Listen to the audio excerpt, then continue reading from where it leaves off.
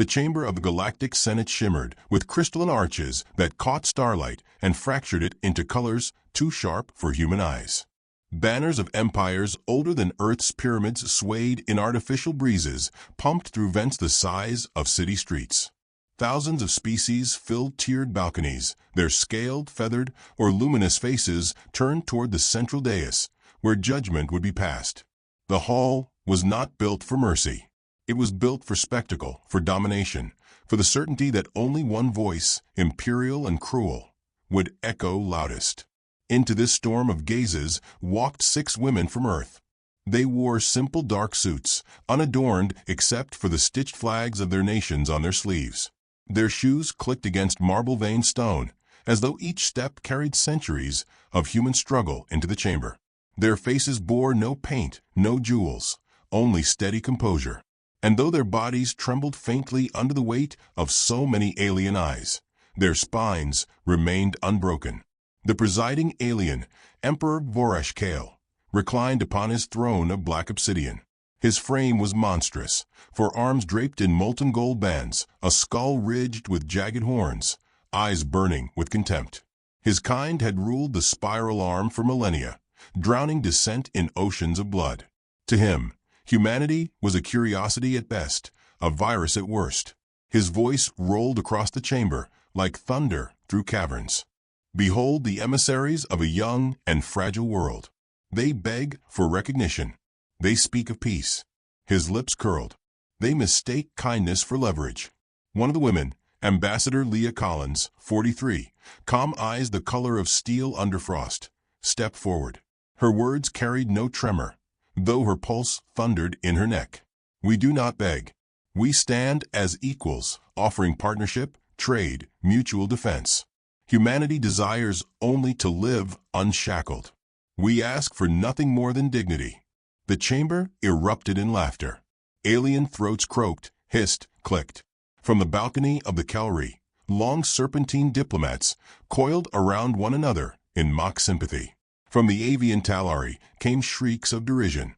A gelatinous envoy from the Thras bubbled, so violently its body nearly burst.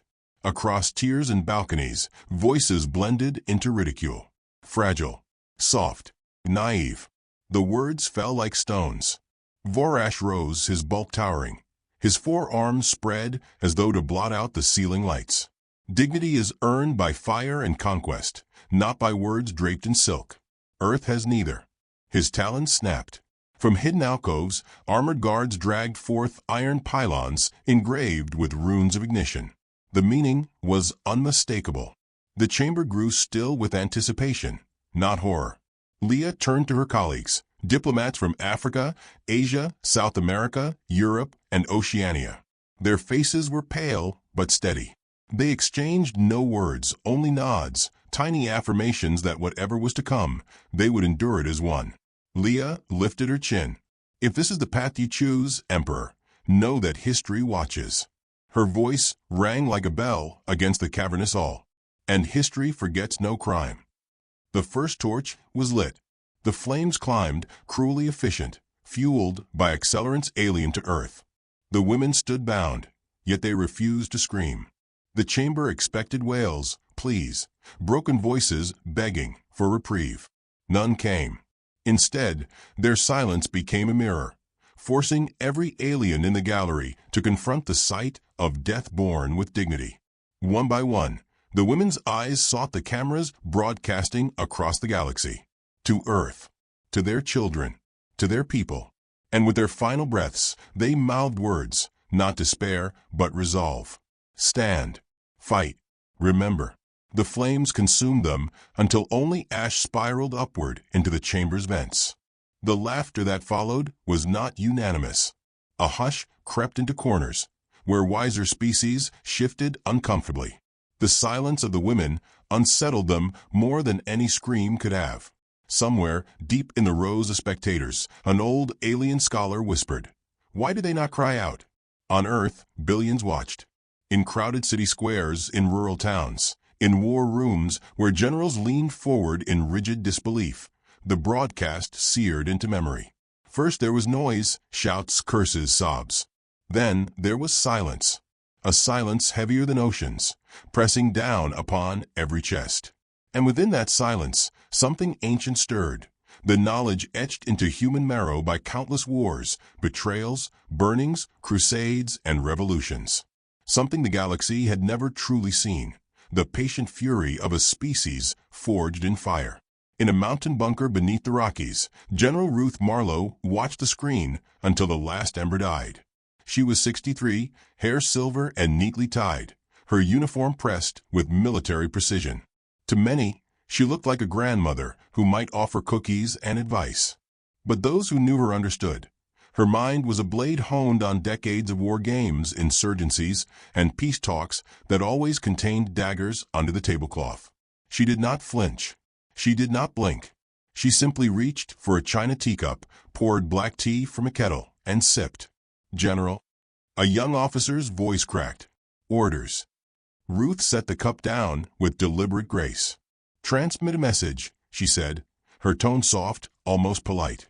"To the Galactic Senate, to the Emperor, to every species who witnessed this atrocity." She looked around the room, meeting the wide eyes of soldiers who had expected fury, shouting, perhaps grief. Instead, she smiled faintly. "Tell them Earth will attend their war." With RSVP, her officers exchanged glances, unsettled. The phrase sounded almost like humor, like a grandmother declining a garden party invitation. But those who truly listened heard the steel beneath. Ruth had not raised her voice, but the silence that followed carried the weight of inevitability.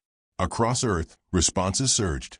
Factory lines once dormant under peacetime roared awake. Old tanks, M1 Abrams, Leopards, Challengers, were pulled from storage yards, their hulls rusted but their spirits unbroken. Shipyards along coastlines began constructing hulls not seen since the Great World Wars. Farmers sent spare fuel. Mechanics volunteered in droves.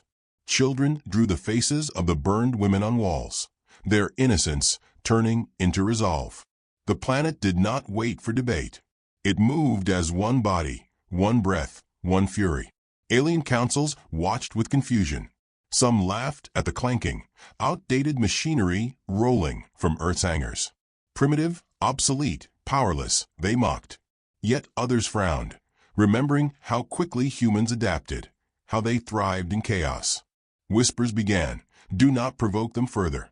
But the Emperor silenced dissent with promises of spectacle and tribute once Earth lay broken. On the balcony of his throne room, Vorash received Ruth's message. Her face appeared serene, voice gentle, words enunciated with perfect courtesy. "Your Excellency," she began, "we regret the loss of our ambassadors. But we thank you, for in destroying them, you have bound our people tighter than any treaty. For in their ashes, you have written the justification for what comes next."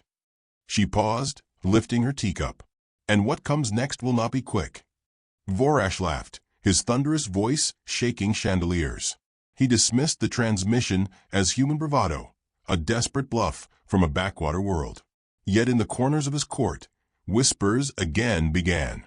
A few elders leaned on canes of bone and muttered old legends of predators who smiled before they killed. On Earth, Ruth walked through the halls of command, her footsteps steady. Young officers saluted, veterans stiffened. She spoke softly, never raising her tone above that of a teacher addressing a classroom. "Our allies believe we fear war. That is true. We do. But not in the way they imagine." Her eyes narrowed, voice dropping.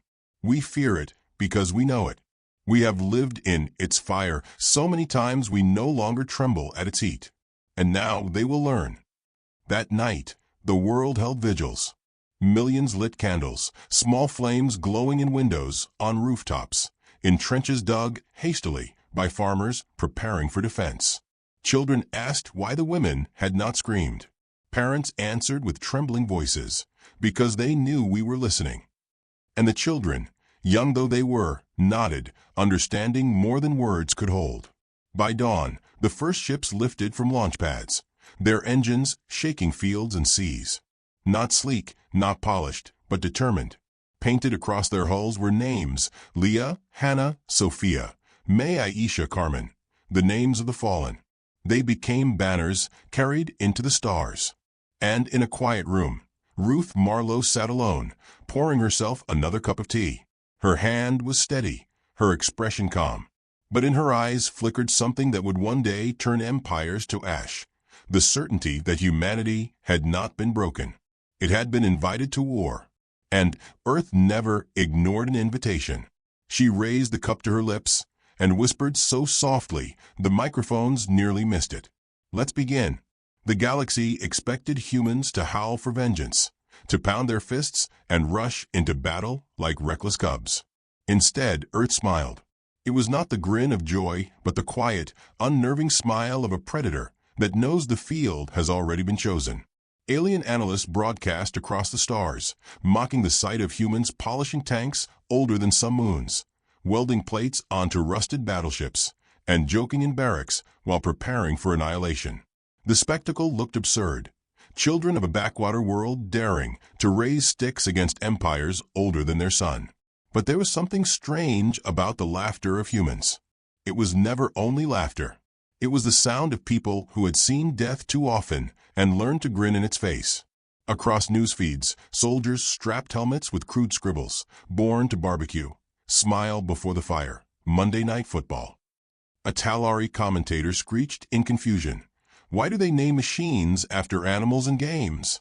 Why does a tank called Bulldog inspire more fear than its tonnage warrants?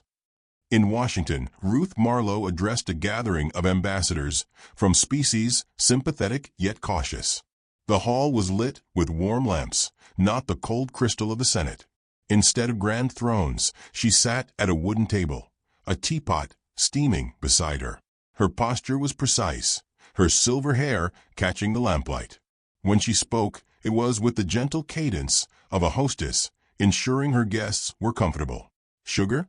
Cream, she asked, passing cups to tentacled, feathered, and scaled hands unused to such rituals. Tea is patience steeped in heat, much like humanity.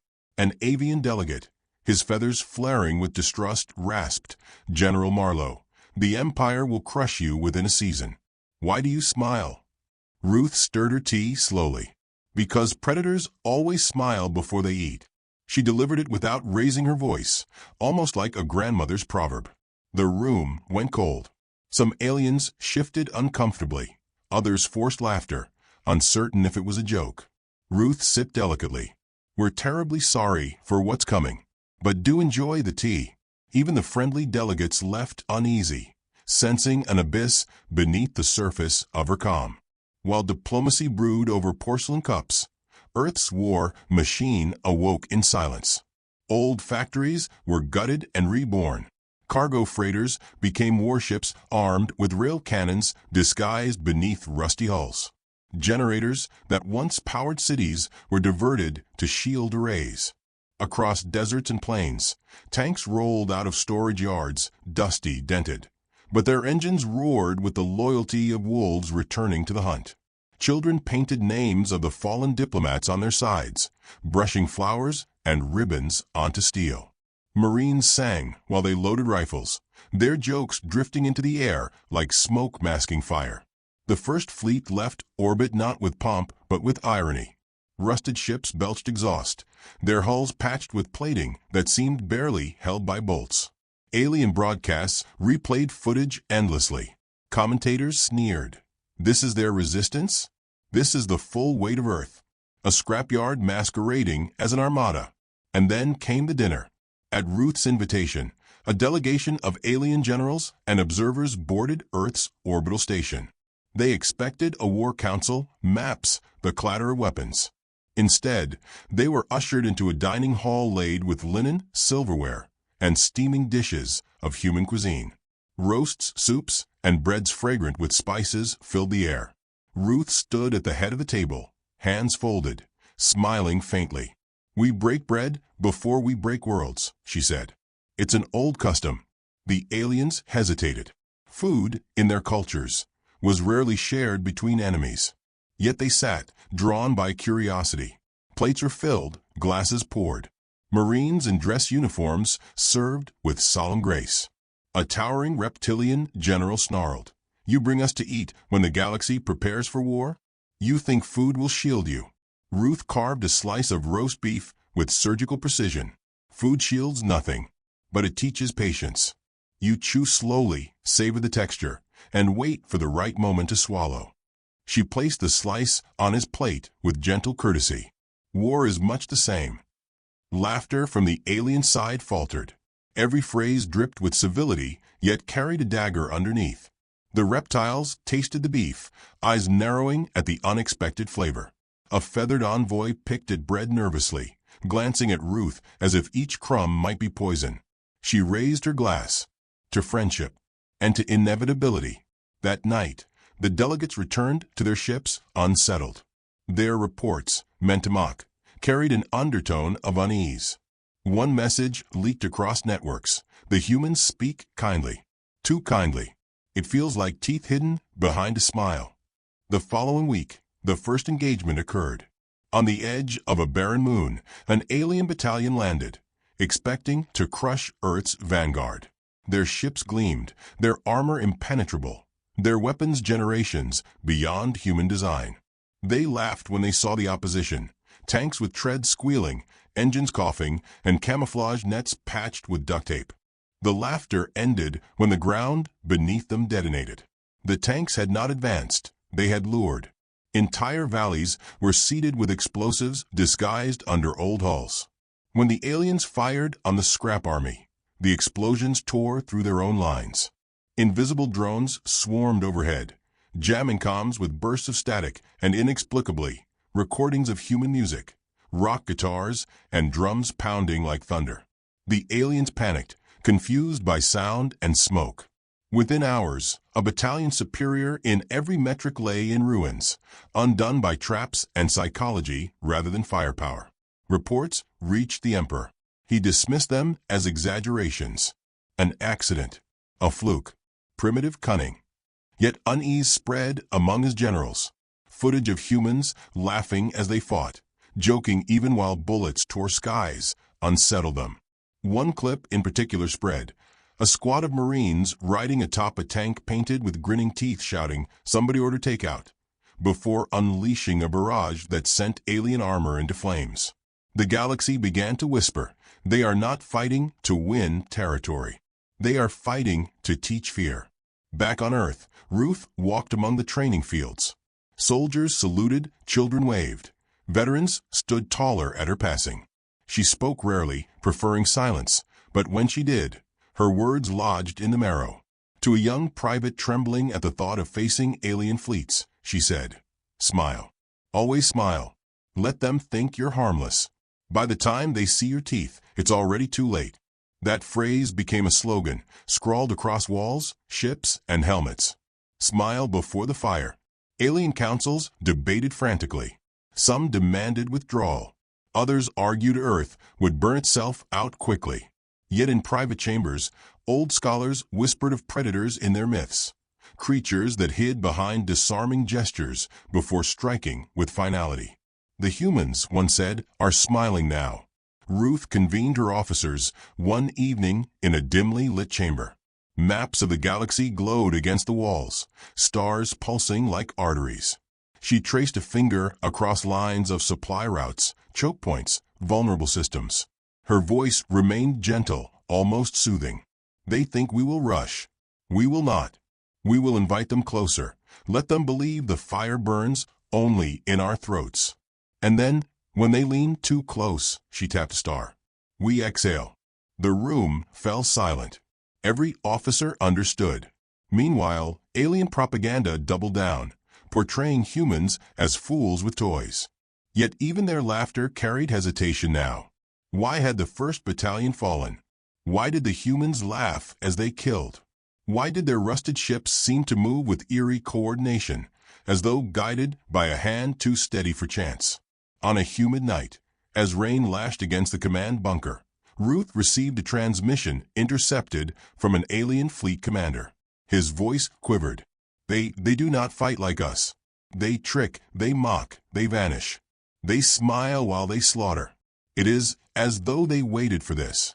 Ruth closed her eyes, listening. Her smile was faint, unreadable.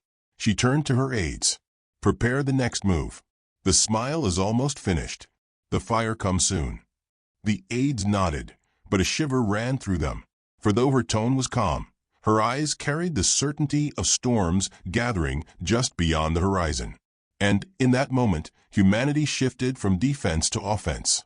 The first flames of battle had been small, like sparks thrown from flint into dry grass. But sparks spread when the wind favored them, and the galaxy was a field of tinder waiting for fire. Reports of human victories, improbable, absurd, yet undeniable, flooded through the empires. Commanders whispered of battalions routed by outdated tanks, fleets disabled by explosions that came from nowhere, communications jammed by laughter, and music that made no tactical sense. Each report was dismissed as anomaly, yet the weight of anomalies bent truth into inevitability. Something old had begun to stir in the marrow of the galaxy. Fear. In the command chamber beneath the Rockies, General Ruth Marlowe sat in silence as streams of data flowed across translucent screens. Her officers shifted uneasily, waiting for her to speak, but she did not rush. She studied, weighed, judged, every movement of her eyes as deliberate as a surgeon's cut. Finally, she placed a finger on a glowing star chart. "They will move here next," she said softly, her tone so gentle it forced her aides to lean forward to catch every syllable. Overconfidence is predictable, and predictability is fatal. "General," one officer said, voice taut, "we don't have the numbers." Ruth raised a hand. The room fell silent. She smiled faintly, almost grandmotherly. "Numbers are for accountants. Wars are won by predators who choose when to bite." The room exhaled as though struck. Her officers nodded, not because they fully understood, but because they trusted the certainty in her voice. When the alien fleet surged into the predicted sector, humanity was already waiting. Ships cloaked not in invisibility, but in deliberate insignificance, drifted like debris fields. Alien captains ignored them, assuming they were wrecks. Only when the aliens advanced too deep did those wrecks erupt with fury. Missiles disguised as scrap, drones hidden in husks, magnetic pulses that fried systems like lightning in a summer storm. The fleet disintegrated not in a clash of equals, but in the humiliation of prey who never realized they had walked into teeth. The survivors fled, screaming into comms. Their last transmissions spread like poison. "They bait us. They do not meet us in strength. They wait, they smile, they cut us apart piece by piece." In the capital halls of the empire, the emperor's generals grew restless. One, a hulking beast with tusks the size of cannons, slammed his fist into the obsidian floor. "Enough of these games. Crush their world. Burn their oceans. Extinguish them in one breath." But another general, older, with scars that mapped across his body like rivers, spoke more quietly. "Do you not see? They want us to rush. Every battle is a snare. Every smile is a bait. We are bleeding by inches, and the galaxy is watching." Vorash Kale snarled, unwilling to admit fear, yet unease gnawed at his fourfold heart. He had seen the footage too, the humans laughing as they fought, grinning as fire rained, soldiers painting teeth on tanks and wolves on ships. It was not the power of their machines that unsettled him. It was their joy. No species should smile in slaughter. No species should find humor in fire. Meanwhile, Ruth Marlowe walked among her troops. She carried no weapon, wore no armor beyond her uniform. Yet the soldiers straightened taller at her presence, as though her calm alone steadied their hearts. In one trench, a boy no older than 19 trembled with his rifle. She knelt beside him, her silver hair catching the lantern glow. "Afraid?" she asked. He swallowed hard. "Yes, ma'am." Her smile was kind, but her words were iron. "Good. Fear keeps your hand steady. Use it, don't flee from it. Remember this, wolves fear the fire too, but they still hunt in it." She rose, patted his shoulder, and moved on. The boy stared after her, no longer trembling. Her philosophy spread through the ranks. Fear was not weakness, it was fuel. And humanity, long acquainted with fire, had learned to smile through it. As campaigns unfolded, the tone of alien broadcasts shifted. Where once they mocked, now they whispered. The humans, they are polite.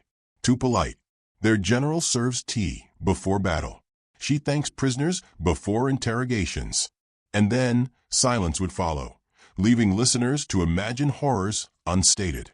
In one infamous incident, an alien fleet attempted to broadcast human surrender after capturing what appeared to be a convoy of supply ships. The transmission showed humans kneeling, hands bound, faces bowed. Ruth herself appeared on screen, seated calmly among them. The Galaxy leaned forward, certain of victory. Then she raised her head, eyes like knives under moonlight. "You've mistaken stillness for surrender," she said gently. "Allow me to correct you." The convoy exploded from within, its prisoners revealed as soldiers in disguised armor. The alien fleet tore itself apart in the chaos. Ruth's voice echoed across frequencies even as fire consumed the ships. "We are not cage birds. We are the fire that fills the cage." From that day, whispers gave way to dread. Soldiers in alien ranks muttered prayers before battle, fearing they might hear human laughter in the dark. Entire species reconsidered alliances, wondering if siding with humanity might be safer than opposing them. The Galaxy had seen predators, conquerors, tyrants. But it had never seen prey that smiled as it became predator. The Emperor raged in his palace, his laughter forced now, brittle and hollow. Yet he clung to arrogance. "They burn bright, but they will burn out. No world so small can outlast an empire." But the empire was already bleeding. In the war councils of Earth, Ruth studied the growing chaos with eyes that saw further than most dared. "They believe they hunt us," she murmured, "but they have already stepped into our den." She turned to her aides. "It is time to reveal what our diplomats truly carried." Her words hung in the air like thunder about to break. For months, the Galaxy had believed the burned women were symbols of weakness, lambs slaughtered for spectacle. Now Ruth's smile sharpened. They were not envoys only. They were the first move. Their silence was our signal. Her officers stiffened, realization dawning. The sacrifice had been planned, accepted, embraced. Not by callousness, but by resolve. Those women had walked into fire knowing it would ignite the trap.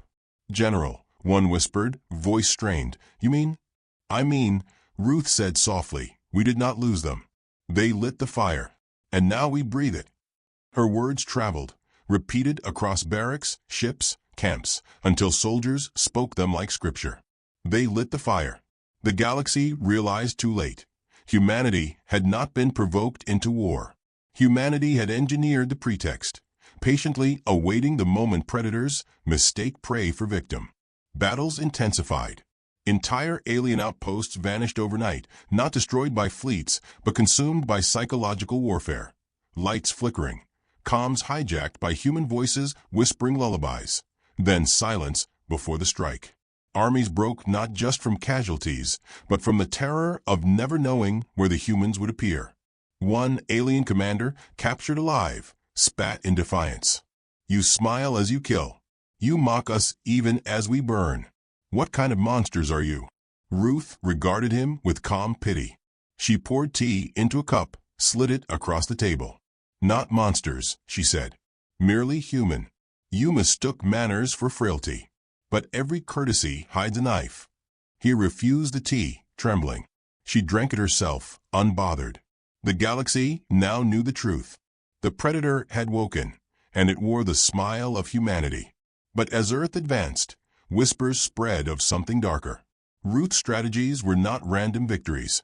They were threads woven into a larger snare. Star systems fell not haphazardly, but along precise lines, like beads strung onto wire. Supply chains collapsed exactly where humans wanted them to. Retreats funneled armies into choke points that did not yet exist, but soon would. It was not chaos. It was orchestration. And in the silence of her chamber, Ruth traced those threads with fingers steady as steel. "Almost ready," she whispered to no one. "The trap is almost closed." Outside, soldiers laughed and painted more teeth on their tanks. The Galaxy trembled at that laughter, for it was no longer the mirth of fools. It was the chorus of predators smiling before the kill. And when the last alien fleet regrouped to defend their capital, they did not know that the humans had already chosen it as the cage. The capital of the Galactic Empire was a world carved to display supremacy. Towers of obsidian rose like spears into a crimson sky. Rivers of molten light cut through avenues where soldiers in gold-plated armor paraded in endless drills. Above it all loomed the Emperor's palace, a mountain of black stone crowned with banners stitched from the skins of conquered foes.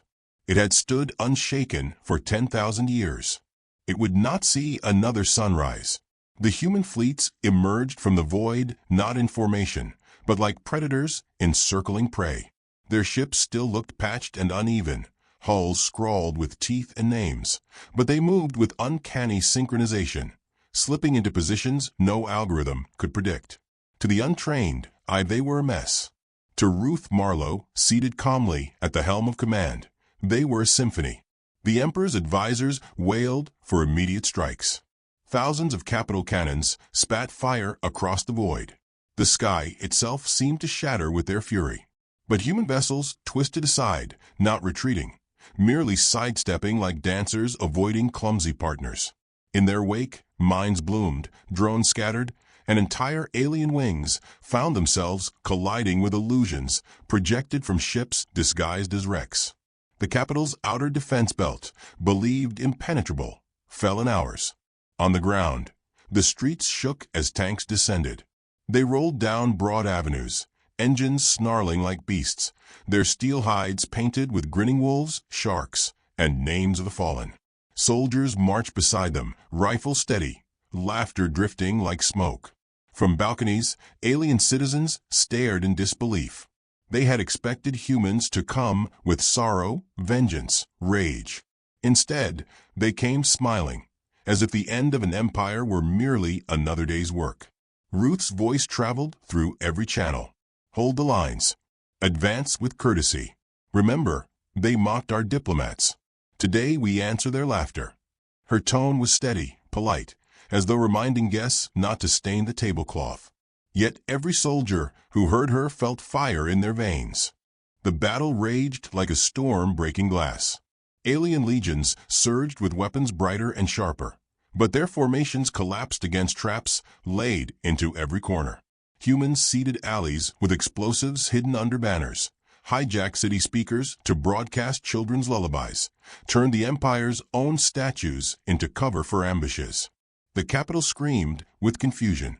Inside the palace, Emperor Vorash Kale thundered across the obsidian floor, his forearms clutching his golden spear. "They are insects," he roared. "Break them. Burn them from our streets." But his generals, once unshakable, faltered. One whispered hoarsely, "They do not break, Majesty. They bend, they laugh, they wait, and then they cut. They are not fighting for conquest. They are fighting to end us." Vorash struck him dead with a single blow. The others fell silent. Yet even in their silence, fear seeped into the stones. At the front lines, humanity pressed closer. Tanks climbed palace steps, their treads grinding ancient carvings into dust. Marines stormed courtyards beneath banners blackened by smoke. Every breath was a rhythm of fire, every heartbeat a drumbeat of inevitability. And still, soldiers laughed, not cruelly, but with a strange joy of survivors who had finally turned the hunt. A young sergeant raised his rifle, grinning. "Smile before the fire," he muttered, and squeezed the trigger. The phrase spread like lightning, carried on tongues, until the whole army roared it in unison. The Emperor stood at the palace gates, his spear gleaming, his eyes burning with disbelief. "You dare set foot on my stones," he bellowed. Ruth Marlowe approached not with haste, but with the calm precision of a woman pouring tea. Her boots clicked softly against the shattered marble. Behind her marched her soldiers, their faces streaked with soot and ash, but their eyes alight. She stopped 10 paces from Vorash. "You burned 6 women for spectacle," she said gently. "Now witness the cost." He laughed, a hollow thunder, though his arms trembled. "You think yourselves conquerors? You are children playing at fire." Ruth tilted her head. "Children, perhaps, but children of Earth. And Earth remembers every fire it has ever walked through." At her signal, The tanks fired. The gates of the palace, which had withstood meteors and sieges, exploded into molten shards. Humans surged inside. The final sanctuary of the empire became a furnace. Vorash fought with all the fury of his kind, slashing through steel and stone, his roar shaking the rafters. Yet even as he struck down soldiers, more replaced them, each one smiling, each one advancing without pause. Ruth never raised a weapon. She only walked, her presence steady, her gaze locked upon the throne. When the emperor finally stumbled, blood pouring from his wounds, he stared at her in disbelief. Why do you not scream?" She regarded him with a calm, almost tender. "Because we learned long ago that screams give our enemies joy. Silence terrifies them more." With that, she turned her back. Her soldiers finished what she had already decided. The emperor fell, his body striking the obsidian floor with a hollow finality. The palace burned. Banners of 10,000 years curled into ash. And in the throne room, Ruth Marlowe placed a small ribbon, the charred remains of one diplomat's sash, on the shattered throne. She stood for a moment silent, as the firelight danced across her silver hair. Outside, the city shook with surrender.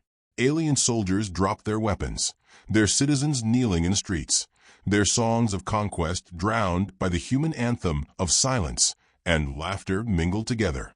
For the first time, the galaxy saw the end of an empire not in negotiation, not in treaty, but in the quiet resolve of a world that had been underestimated. Yet even in triumph, Ruth's eyes did not soften. She looked past the burning city into the stars beyond. Her aides approached, trembling with both pride and fear. "General, the empire is finished. The galaxy is yours." She lifted her teacup, poured carefully from a pot an aide had carried through the battle, as if it were sacred.